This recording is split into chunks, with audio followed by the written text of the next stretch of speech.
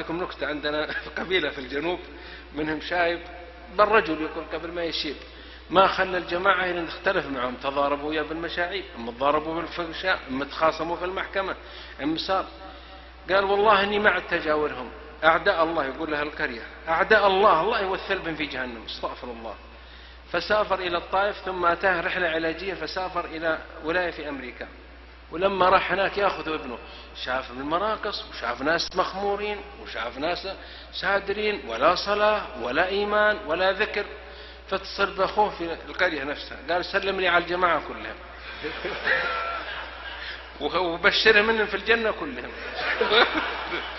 قال ترى النار محجوزة كلها هنا، قال والله ما يبقى فيها مقعد واحد، إنهم حاجزينها الأمريكان من أولها لآخرها، وإنه ما يطبها من جماعتنا واحد النار. أعوذ بالله.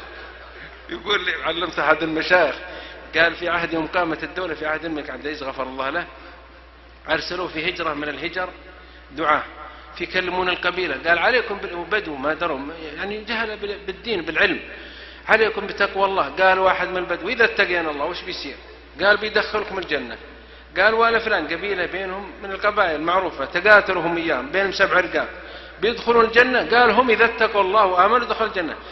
قال شوف والله يا جنة اللي يدخلها لفلان ما طبها